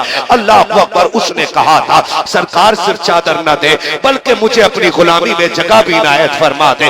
अल्लाह अकबर। जब आका करीम की ये सखावत ये अता देखी, दोबारा उठ के दरवाजे तक आना, यतीम के सर पे फिर से हाथ रखना, फिर से जरूरत को पूछना, और फिर इस आदत को देख के बरेली वाले ने तड़प के कहा था आता के फकीरों में उन्हें प्यार कुछ ऐसा, खुद भीख दे और खुद कहे मंगते का भला हो, मंगता तो के मंगता कोई शाखों में दिखा दो जिसको मेरे सरकार से टुकड़ा न मिला। अरे बाबा बाबा जिंदाबाद, हक है, वाह वाह वाह वाह, अरे माशाअल्लाह। खुद भीख दे और खुद कहे मंगते का भला हो। आता है फकीर पे प्यार, आता है फकीरों से उन्हें प्यार कुछ ऐसा, खुद भीख दे और खुद कहे मंगते का भला हो, मंगता तो है मंगता कोई शाखों में दिखा दो जिसको मेरे सरकार से टुकड़ा न मिला। ऐसे दरवाजे जाते हैं, तमाशे बना के नहीं, अपने बदन का कपड़ा उतार के फिर दर्द बांटा जाता है, और जब दर्द ऐसे बढ़ता है ना तब फिर लोगों को दीन की कदर पता लगती है। हाँ, ये क्या दीन जाने जो कहीं भी धमाके कर दे, कहीं भी बम फोड़ दे, किसी भी निहत्ते पे गोली चला दे। इनका इस्लाम से कोई लेना देना नहीं हो सकता। इसलिए कि जो इस्लाम वाले पैगंबर है ना, उन्होंने पहले ही कहा था कभी बच्चों पे हाथ ना उठाना, कभी निहत्तों पे हाथ ना उठाना, कभी औरतों पे हाथ मत उठाना। अगर तलवार चलाते चलाते कोई तुम्हें मारते मारते तुम्हारी तलवार के नीचे आ जाए और अमान मांग ले, फरमाया फिर कत्ल न करना। ये इस्लाम। और जब इस्लाम ये नजर आता है ना, तो लोग कहते हैं महबूब फिर हमें दूर क्यों किया, हमें भी दामन में ले लिया। यही दीन है, ये इस्लाम है। मेरा इमाम कहता बेटे क्या खिलाओगे? क्या बात है, मेरे भाइयों को याद है, अल्लाह सलामत रखे, बोलो सुभान अल्लाह। दिल कर रहा है तुम्हारे बीच बैठ के फजर तक तकरीर करता हूं। हाँ, बहुत अच्छा आप सुन रहे हैं। सबसे बड़ी खुशी की बात यह हुई कि जो सबसे पहले बात छोड़ी थी वो सबसे आखिर में भी याद है। हाँ, खुदा सलामत रखे सारे लोगों को। ये इश्क का मामला होता है, इश्क का मामला होता है। क्या खिलाओगे बेटे? उसने कहा जी साग और बेसन की रोटी। फरमाया खुद आओगे बुलाने या हम आ जाएं? आपने फरमाया चलो खुद ही आ जाएंगे। अब जब दावत का वक्त हुआ ना, आपने अल्लामा ज़फरुद्दीन बिहारी रहमतुल्लाह तआला अलैह को साथ लिया। जफर जी आका चलो दावत में। अब बिहारीपुर ढाल पे उस बच्चे का घर था और आप सौदा गिराने कहा, सौदा गिरा, ठीक है ना, आधा 1 किलोमीटर का फासला है, 1-1.5 किलोमीटर का फासला होगा, ठीक है ना। मार्केट में पता नहीं चलता कितना है, कभी मीटर लगाया नहीं, तो इतना फासला। हाँ, वहां कदम गिनने थोड़ी जाते हैं, तवज्जो है ना सारे लोगों को। तो बिहारीपुर ढाल पे उस बच्चे का घर है। आप गए अल्लामा ज़फरुद्दीन के साथ और जाके अल्लामा ज़फरुद्दीन ने गेट बजाया, अंदर से आवाज आई, कौन है? बच्चे ने अंदर से पूछा, कौन आया है? अल्लामा ज़फरुद्दीन ने कहा कि बड़े मौलवी साहब आ गए। बच्चा कह रहा, बाहर इंतजार करो, अभी आ रहा हूं। किससे? 1000 किताबों के मुसन्निफ से। लोग कहते पठान थे इसलिए गुस्सा तेज था उन्हें। नहीं, उनका गुस्सा भी हज़रत उमर वाला था और उनका प्यार भी उस्मान गनी वाला था। तो हज़रत फरमाते यहां ना रुको, हमारी दावत है, तुम्हारी नहीं, जाओ। शरीयत की पाबंदी आप देखिए। आज दावत एक थी हुजूर, तो 3 लोग मोटरसाइकिल पे एक्स्ट्रा बिठा के ला रहे, चल लिया क्या तोड़ना है? वो तो जगह नहीं रहती, बाइक पे डंडे मार के ले जाए। एक कार्ड का दे दिया, जान ही मुसीबत में डाल दी शादी वाले की। 2-4 दोस्तों को बैठा के ना, जितनों की दावत हो, जिसकी दावत हो वही जाना चाहिए, ये शरीयत। आप फरमाते दावत हमारी है, तुम्हारी नहीं, हटो जाओ। किसी को रुकने नहीं दिया। तवज्जो है ना? जो मैं बताने लगा हूं, आला हज़रत पढ़ रहा हूं मैं, आला हज़रत को। हाँ, आला हज़रत को पढ़ रहा हूं मैं। कहता हूं पढ़ना चाहिए आला हज़रत को, ताकि अक्लें लगे कि आला हज़रत ने दीन का काम कैसे किया। बच्चा थोड़ी देर के बाद अंदर से ना चने का साग बेसन की रोटी लेके आ गया। और सरकार आला हज़रत का उस वक्त परहेज बड़ा सख्त था बेसन की रोटी से। चपाती खाते थे वो भी आधी। ये खाना है। रोटी से परहेज था आला हज़रत का, क्योंकि सख्त थी। और चपाती खाते थे वो भी आधी। चपाती छोटी सी रोटी गेहूं की होती है ना, तंदूर वाली मत ले आना। वो फुल्की सी जो होती है रोटी, चपाती। जो चपाती उस रोटी को कहते हैं जो फूल जाती है पत्ते हुए, जिसके 2 परत बन जाते हैं कागज की तरह, वो चपाती कहलाती। वो भी आधी थी। अब जब आया है दस्तरखान पे खाना, यतीम लेकर के आया। अल्लाह अकबर। अल्लामा ज़फरुद्दीन बैठे हुए हैं, सरकार आला हज़रत के आगे वही बेसन की रोटी रखी हुई है जिसको डॉक्टर आपके लिए जहर बता चुके हैं। का ये रोटी कभी जिंदगी में अब आपको नहीं खानी है, अब आपके मैदे में इतनी ताकत नहीं है जो इसे हजम कर पाए, आप ये रोटी नहीं खा सकते हैं। लेकिन जब यतीम ने दस्तरखान पे ला के रखी, आप आधी रोटी चपाती खाते थे। लेकिन आज जब खाने के लिए बैठे गए, अल्लामा ज़फरुद्दीन कहते थे कि खा, आला हज़रत रखे थे, पसीना मेरे माथे पे आ रहा था, इस रोटी को आप खा रहे हैं। और कहते आधी नहीं बल्कि आज पूरी रोटी सरकार आला हज़रत ने खाई है, खा करके इजाजत ली है और दुआ दे के चलने लगे। अल्लामा ज़फरुद्दीन ने कहा था सरकार माजरा समझ में नहीं आया, कितनी सख्ती से परहेज कर रहे हैं, डॉक्टर ने पाबंदी लगाई है, आप एक लुकमा खा लेते, आपकी सेहत भी बच जाती, दावत का भी हक अदा हो सकता था, आपने मौत को दावत दे दी है। इतनी मजबूत रोटी, वो भी एक खाली है। सरकार आला हज़रत की आंख में आंसू आए, कहा था ज़फरुद्दीन तू ही बता यार, मैं अपनी तबीयत को देखूं या मदीने वाले की शरीयत को देखूं, मैं अपनी सेहत को देखूं या मदीने वाले की निस्बत को देखूं। कहा क्या कहना चाहते हैं? कहा अगर मैं एक लुकमा खा लेता दावत का हक अदा हो जाता, लेकिन यतीम का दिल टूट जाता, वो सोचता मैं गरीब हूं इसलिए एक लुकमा खाया है, का पेट भर के इसलिए खाया है ताकि यतीम भी राजी हो जाए और साथ में मदीने वाला मुस्तफा भी राजी हो।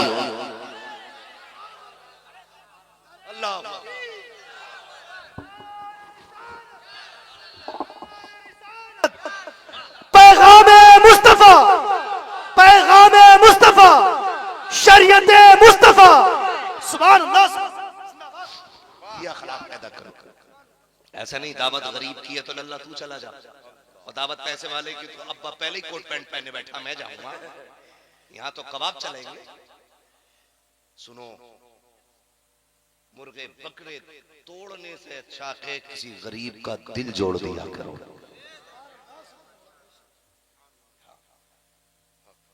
हो सके तो भले ही अमीर की दावत में मत जाना, उसके आने वाले 1000 होंगे, लेकिन गरीब की दावत पे जरूर जाना,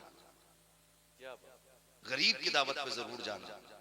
इसलिए कि गरीब अपने घर आने वाले हर मेहमान को गिनता है कि किसने मुझे इज्जत दी है, किसने मुझे इज्जत दी है। अमीर खिलाता भी है तो कुत्तों की तरह, गलत नहीं कह रहा हूं। सफर भी करना है, 1 घंटा हो चुका है मेरा, हज़रत सरकार बैठे हुए हैं, वो सही साहब क़िबला है, इतना अपने बुजुर्गों से इंतजार नहीं कराना चाहिए ना, ठीक है। तवज्जो है ना सारे लोगों की। मैंने भी खत्म तो नहीं की ना बात, अब कह रहे हो बोलो बोलो बोलो, मैं तकरीर भूल गया।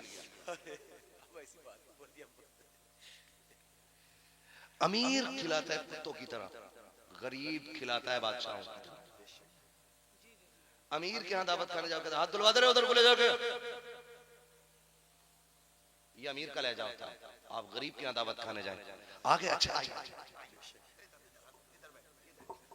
तो आप लोगों के दिल रखो, खुदा तुम्हारी इज्जतें बढ़ाएगा, इज्जतें बढ़ाएगा। और यही हमारे इस्लाम का पैगाम है। अमीरों की दावत तो सारे कबूल कर लेते हैं, कभी गरीब की दावत भी बिस्मिल्लाह करके कबूल कर, और कुछ नहीं जाता। एक वक्त की रोटी अगर बेमजा भी मिल जाए तो मर नहीं जाता है, मर जाता है। जब फास्ट फूड खा के ना मर रहे इतने पक्के हैं, तो गरीब के घर का खाना खा के कैसे मर जाएंगे एक बार में? नहीं मरेंगे। नमक कम भी हो, मिर्च ना भी हो, खाना बेमजा भी हो ना, तो फिर भी हाथ पोंछ के कह शुक्र है रब का, बड़ा अच्छा खाना खिलाया यार तूने। तुम नहीं जानते हो, ये जो गरीब अंदर से खुश होता है ना, तो इसकी अंदर की आवाज तुझे आए ना आए, इसके खुश होने की धमक मदीने पहुंच जाए, पहुंच जाती है। और आका ने फरमाया कि मैंने फकीरी को पसंद किया, फकीरी को मैंने पसंद किया। और याद रखना, हुजूर ने हमेशा गरीबों में रहना पसंद किया। किन में रहना पसंद किया? गरीबों में। क्योंकि दादा ने जब ये पूछा था ना कि कौन से चचा के पास जाना है, दादा ने जब ये कहा था ये फैसला मेरा पोता करेगा, कौन से चचा के पास जाना है, तो जो सबसे गरीब चचा थे जनाबे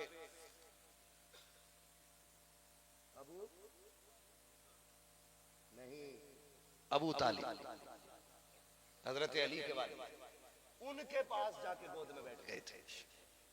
हालांकि और चचा गुंजाइशदार थे, पैसे वाले थे, लेकिन चचा की गोद में उनके ही जाके बैठे जो सबसे गरीब थे। लेकिन उनकी मोहब्बत भी जानते हैं। जब उनके घर का खाना बन जाता था और बच्चे कहते थे अब्बा भूख लगी है, तो कहते थे ना, पहले हमारा मेहमान खाना खाएगा, उसके बाद सब खाना खाएगा है। और जब हुजूर दस्तरखान पे आते थे तो हुजूर सबको बैठाए बगैर खाना नहीं खाते थे। एक दिन घर के बच्चों ने कहा अब्बा आप हमें उनके बाद ही क्यों दस्तरखान पे बुलाते हैं? फरमाने लगे बेटे, जब से ये हमारे हिस्से में आए हैं, हमारे हिस्से में अभी फाका नहीं आया है। इनको पहले बैठाने का फायदा ये है, ये दस्तरखान पे आ जाते हैं, बरकतें अल्लाह आसमानों से नाज़िल फरमा दिया। तो हुजूर ने हमेशा गरीबों को पसंद किया। हम भी ये कोशिश करें कि अपनी जिंदगी में कमजोर लोगों को तरजीह देंगे इंशाअल्लाह। फरमाया गया लक़द कान लकुम फ़ी रसूलिल्लाहि उस्वतुन हसना, मेरे महबूब की जिंदगी आपके लिए बेहतरीन नमूना है। हुजूर के दिए हुए तरीकों पर अमल करने की कोशिश करें इंशाअल्लाह। जब इस हाल में मरोगे ना कि हुजूर के रंग का कोई रंग आपके ऊपर होगा, उनकी खुशबू की कोई लहर आपके जिस्म से आ रही होगी, फिर आप कफन में लिपट के जा रहे होंगे। कोई कहेगा मुखिया का जनाजा, कोई कहेगा प्रधान का जनाजा, कोई कहेगा जमींदार का जनाजा, कोई कहेगा अब्बन का बेटा, बब्बन का बेटा, लड्डन का बेटा, ये सारी बातें कहेंगे। लेकिन तेरे जनाजे की खुशबू कहेगी लहद में इश्क रुखे शह का दाग लेके चले, अंधेरी रात सुनी थी चराग लेके चले, तेरे गुलामों का नक्शे कदम है राहे खुदा, वो क्या भटक सके जो ये सुराग लेके चले। करेंगे इंशाअल्लाह। आज के लिए इतना सबक काफी है। जिंदगी रहेगी ना तो बाकी बातें फिर हो जाएंगी, और फिर जब कब्र में साल में पहुंचेंगे सजरे का हुक्म हो रहा है, इजाजत हो तो 2 मिनट में पढ़ दो। ऑपरेटर साहब हैं आप ही हैं ना? थोड़ा सा इसको आवाज दे दो, मेरे भाइयों की फरमाइश है शजरे की, मैं हुजूर का शजरा पढ़ दूं, ताकि अब तक मैंने अपनी मर्जी से सुनाई है तकरीर, अब इनकी मर्जी से थोड़ी सुना दूं। ठीक है ना? अपनी मर्जी से आपने बहुत अच्छी सुनी, मेरी मर्जी से बहुत अच्छा सुना है, अब देखता हूं अपनी मर्जी से कितना अच्छा सुनेंगे। बोल सकते हैं सुभान अल्लाह?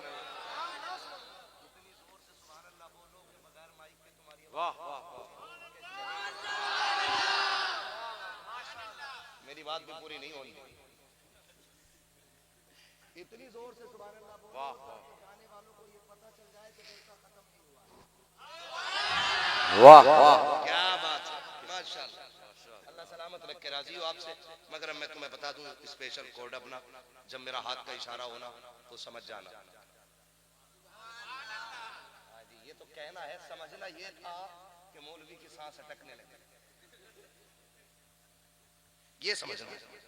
कहना सुभान अल्लाह, अटकने पे सुभान अल्लाह नहीं कहना है कि बिल्कुल ही बंद हो जाए। इसलिए सुभान अल्लाह कहना कि आप सुभान अल्लाह कहोगे तो मुझे लंबी सी सांस लेने का मौका मिल जाएगा।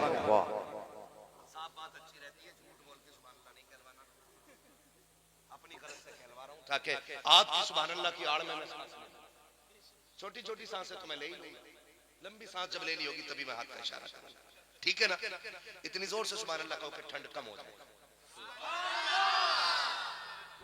बेटे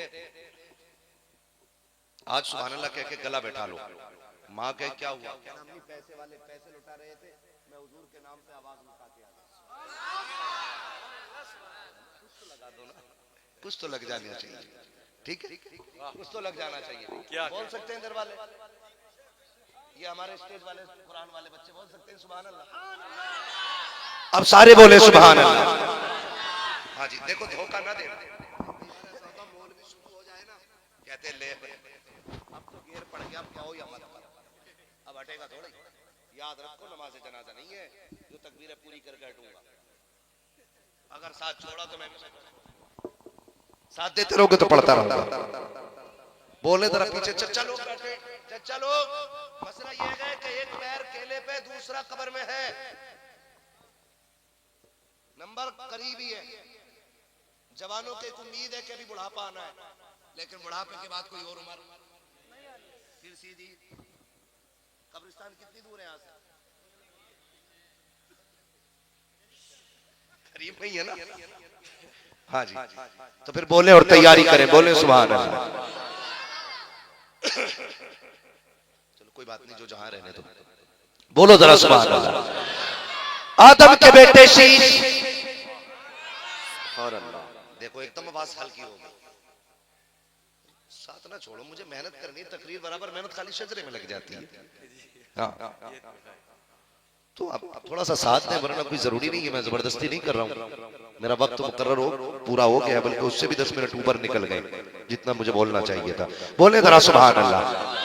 आदम के बेटे शीश, शीश के बेटे अनस, अनस के बेटे कैनान, कैनान के बेटे मेलाइल, मेलाइल के बेटे ब्यारत, ब्यारत के बेटे इदरीस, इदरीस के बेटे मुतवशिक, मुतवशिक के बेटे लबकने के नाम, लबकने के नाम के बेटे नूह, नूह के बेटे साम, साम के बेटे जुल्हाद, जुल्हाद के बेटे शालिक, शालिक के बेटे आबिर, आबिर के बेटे दाता, दाता के बेटे रावा, रावा के बेटे सारू, सारू के बेटे नाकुल, नाकुल के बेटे तारिक, तारिक के बेटे इब्राहिम खलीलुल्लाह, इब्राहिम खलीलुल्लाह के बेटे इस्माइल ज़बीहुल्लाह, इस्माइल ज़बीहुल्लाह के बेटे केदार, केदार के बेटे अवाम, अवाम के बेटे हमल, हमल के बेटे साबित, साबित के बेटे सलमान, सलमान के बेटे रईसा, रईसा के बेटे इलियसा, इलियसा के बेटे औद, औद के बेटे हव्वा, हव्वा के बेटे अदनान, अदनान के बेटे माद, माद के बेटे नदार, नदार के बेटे मुदिर, मुदिर के बेटे इलियास, इलियास के बेटे मुदरिका, मुदरिका के बेटे खदीमा, खदीमा के बेटे किनाना, किनाना के बेटे नदर, नदर के बेटे मालिक, मालिक के बेटे फार, फार के बेटे गालिब, गालिब के बेटे लुई, लुई के बेटे काब, काब के बेटे मुर्रा, मुर्रा के बेटे किलाब, किलाब के बेटे कुसै, कुसै के बेटे अब्दे मनाफ, अब्दे मनाफ के बेटे हाशिम के, हाशिम के बेटे अब्दुल मुत्तलिब के, अब्दुल मुत्तलिब के बेटे अब्दुल्लाह के, और अब्दुल्लाह के बेटे मुहम्मदुर रसूलुल्लाह। बस जो हुए गलत उनको माफ फरमाए रब्बे कायनात। जिंदगी ने दिया साथ, फिर होगी मुलाकात, चमन रहा फूल खिलेंगे, जिंदगी रही फिर मिलेंगे, मुसाफिर हम भी, मुसाफिर हो तुम भी, किसी मोड़ पर फिर मुलाकात होगी। फकीरान आए सदा कर चले, सदा खुश रहो ये दुआ कर चले। सारे लोग कलमा शरीफ पढ़ लीजिए, ला इलाहा, और जोर से ला इलाहा, और जोर से ला इलाहा इल्लल्लाह। अस्तगफिरुल्लाह रब्बी मिन कुल्ली ज़ंबिन व अतूबु इलैहि व मा अलैना इल्लल बलाग। अस्सलामु अलैकुम व रहमतुल्लाह। रहमत पे लाखों सलाम, शम्ए बज़ में हिदायत पे लाखों सलाम, शम्ए बज़ में हिदायत को सलाम। शगरे यारे रम ताजदारे हरम, शगरे यारे ताजदार हरम नौबहार शफाअत पे लाखों सलाम नौबहार शफाअत पे लाखों सलाम हम गरीबों के आका पे बेघर दरूद हम गरीबों के आका पे बेहद दरूद हम फकीरों के सर पे लाखों सलाम हम फकीरों के सरवत पे लाखों सलाम मुझसे खिदमत की खुद से कहे रज़ा मुझसे खिदमत की खुद से कहे रज़ा मुस्तफा जाने रहमत पे लाखों सलाम शम्ए बज़ में हिदायत पे लाखों सलाम या नबी या रसूल सलाम अलैका या हबीब सलाम अलैका